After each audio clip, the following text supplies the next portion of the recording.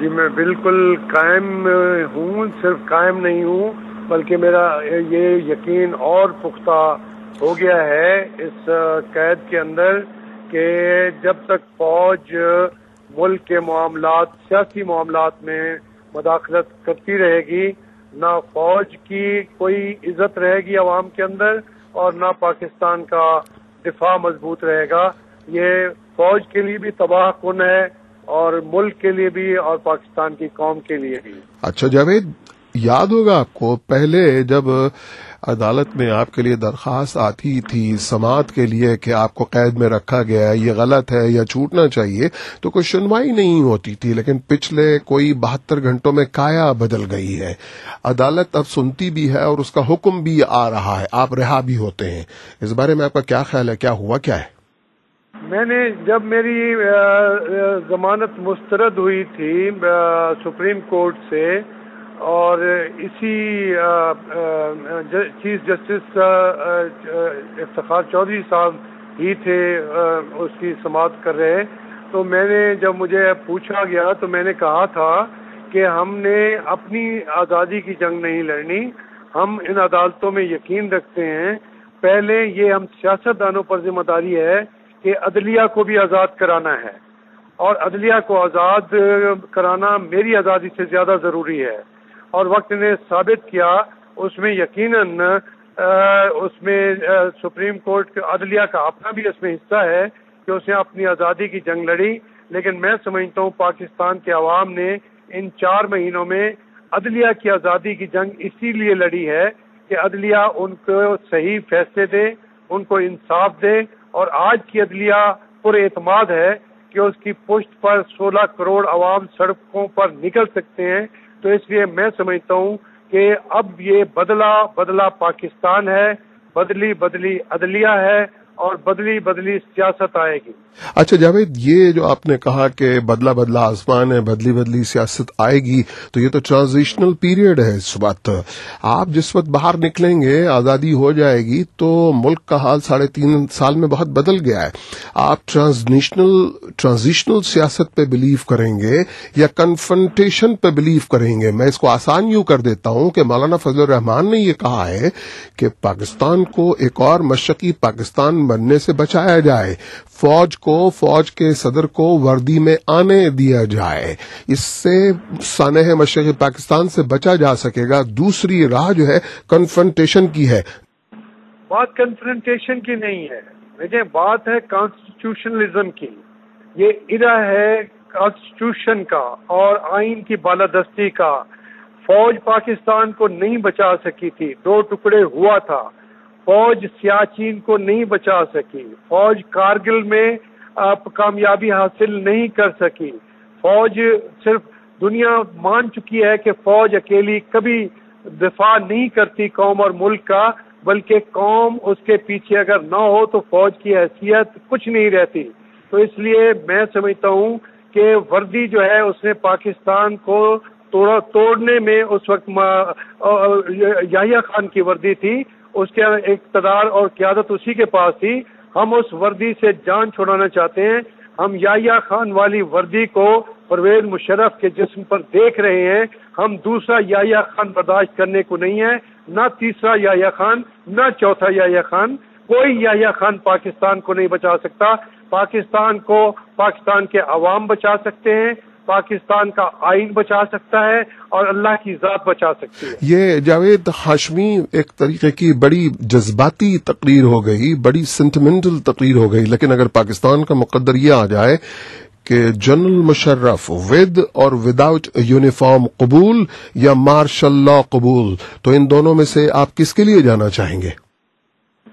Martial law تو اپنی موت اس لیے مر گیا ہے کہ اس کو ہمیشہ عدلیہ جو ہے نظریہ ضرورت کے تحت تحفظ دے دیتی تھی۔ اب جو یہ بچے کو لیجیٹیمیسی کا سرٹیفکیٹ دیتی تھی وہ ماں باپ مر گئے ہیں، مارشل لا یتیم ہو گیا ہے۔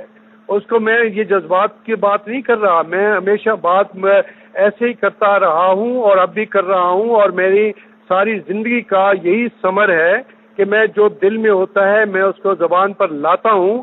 وہ مارشل لا کا مائی باپ یہی عدالتیں بنتی رہی ہیں، یہی سپریم کورٹ بنتے رہے ہیں، یہی جج بنتے رہے ہیں اور یہی سیاسی پارٹیاں بنتی رہی ہیں.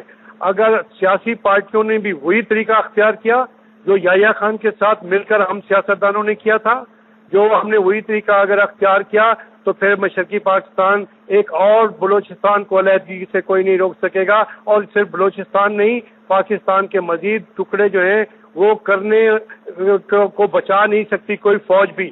اور یہ پاکستان جو ہے انشاءاللہ میں سمجھتا ہوں اب مستحکم پاکستان ہے. اور اس جسٹس افتخار چودھری کو جب وہ باہر آیا ہے تو فیڈریشنزم زندہ ہوا ہے. پوری چاروں صوبوں کو اب نظر آتا ہے کہ ہمیں اگر کوئی دکھ ہوگا تو اسلام آباد میں ایک عدالت بیٹھی ہوئی ہے جہاں سے افائے ہوگا ہمیں ریلیف ملے گا. اس لیے یہ پاکستان وہ نہیں ہے، بھول جائیں لوگ اس بات کو. ٹھیک ہے، بھی مر چکا ہے اور ماشاء اللہ کے انڈے بچے دینے والی مرغی بھی مر گئی ہے. ٹھیک ہے، ماشاء اللہ کے انڈے بچے دینے والی مرغی بھی مر گئی، وہ دوسرے لوگ مر گئے. لیکن حقیقت یہ ہے جاوید ہاشمی کہ 3-3.5 سال کے عرصے میں جب آپ قید رہے تو باہر کی دنیا بہت بدل گئی ہے. اب تو ایک پولیٹیکل پارٹی مبینہ طور پر فوجی صدر سے ہاتھ ملاتے بات کر رہی ہے. اب تو MMA میں شامل ایک جماعت جو ہے اس کا بیان دوسرے طور پر آ رہا ہے. تو اس کے بارے میں کیا کہیں گے؟ میں ایک بات عرض کروں، وہ MMA میں ہو یا ہم مسلم لیگ نون والے ہوں یا پیپلز پارٹی ہو، کوئی بھی جو اس وقت آمریت کے ساتھ کھڑا ہوگا اس کو عوام معاف نہیں کریں گے. یہ وقت آ چکا ہے، یہ وہ دنیا نہیں ہے. رابطے وہ دیواریں ٹوٹ چکی ہیں، کوئی آج وہ حصار کھڑا نہیں کر سکتا، نہ آوازوں پہ قدغنیں لگ سکتی ہیں. میڈیا اتنا آزاد ہے، اس کا رول جو ہے وہ اتنا قابل احترام اور ذی احترام ہے اور ذی احتشام ہے کہ میں پاکستان کے حالات کے ایک ایک لمحے سے باخبر ہوں، سناتا بھی رہا ہوں، اپنی آواز پہنچاتا بھی رہا ہوں. اس لیے یہ بدلہ میں نے وہی آپ سے کیا ہے کہ دنیا بدلی ہوئی ہے، یہ گلوبل ولیج ہے. آپ مجھے بتائیں جو لیڈرشپ باہر بیٹھی ہوئی ہے، نواز شریف کی آواز نہیں پہنچ رہی ملک میں، محترمہ بے نظیر کا جو بھی سیاسی کردار ہے وہ قوم کے سامنے چھپا ہوا ہے. مولانا فضل الرحمان اگر کچھ کریں گے، میں اگر کچھ غلط کام کروں گا، قاضی حسین احمد اگر کچھ کریں گے، یقین کریں کہ عوامی قوت اتنی طاقت پکڑ چکی ہے کہ اب وہ کوئی نہیں بچے گا ان کے احتساب سے، ان کے اس طوفان سے. جو بھی آگے بند باندھنے کی کوشش کرے گا یہ سیلاب اس کو دبو دے گا. اور یہ سیلاب تلاطم ہے، یہ معمولی سیلاب نہیں ہے، میں آپ کو بتا دوں. ٹھیک ہے جاوید ہاشمی، ٹھیک ہے جاوید ہاشمی، یہ سیلاب تلاطم ہے، یہ نہیں دبے گا. میں نے آپ کی بات کو بہت دھیان سے سنا، لیکن گراؤنڈ ریالٹیز بہت دوسری ہیں. پاکستان کی فوج ملک کی ایک ریڑھ کی ہڈی کی طور پر ہے، ملک کے بہت سارے ادارے اس سے وابستہ ہیں، ملک کی معیشت کے اوپر اس کا بالکل ایک طریقے سے براہ راست کردار ہے. ایسے میں اب آپ ARD کا فیوچر کیا دیکھتے ہیں؟ دیکھیں، پہلی بات تو یہ ہے کہ یہ فوج کی اکثریت پنجاب سے ہے اور فوج کے دوسری حمایت کرنے والے جو سب سے طاقت بنی ہوئی تھی وہ ہماری عدالتیں تھیں. اور پنجاب کے عوام نے، میں سمجھتا ہوں، یہ غلطیاں کی ہیں کہ یہ حمایت کرتے رہے ہیں ان کے تمام اقدامات کی.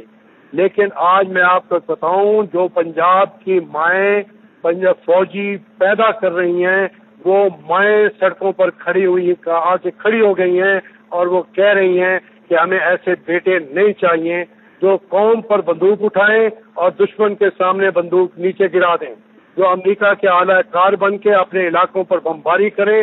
میں سمجھتا ہوں پنجاب کی ماؤں نے وہ بیٹے پیدا کرنے بند کر دیے ہیں.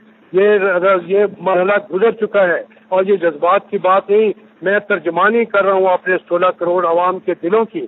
اور وہ عدلیہ نہیں رہی ہے، میں پھر آپ سے کر رہا ہوں. جو زمینی حقائق کی بات آپ کر رہے ہیں، زمینی حقائق یہی ہیں کہ فوج ہمارے پاس یہ دنیا کے اندر مسلمانوں کے تمام ممالک میں سب سے ہمارے پاس اعلیٰ فوج ہے، تربیت یافتہ فوج ہے، ڈسپلن فوج ہے.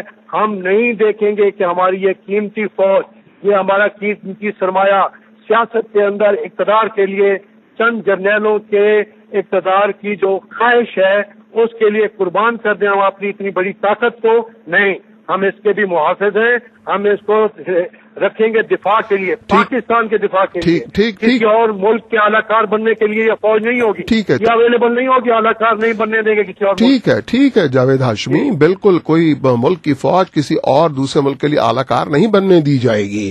لیکن پاکستانی فوج کی ساخت دیکھیں، سیٹو سینٹو معاہدے سے لے کر کے پچھلے 30 سال میں اب تک دیکھیں، یہ اب تو نیٹو آ گئی، لیکن اس فوج کی جو بنیاد ہے، اس کا جو کام ہے، اس کو پتا ہے کہ اس کو کہاں پر کیا کام کرنا ہوتا ہے. وہ خواہ جہادی تنظیموں کے خلاف کارروائی ہو، وہ خواہ لال مسجد کے خلاف کارروائی ہو، اس کو پتا ہوتا ہے کہ کیا کرنا ہے. امریکہ دہشت گردی کے سلسلے میں پاکستان پر جو زور ڈال رہا ہے اور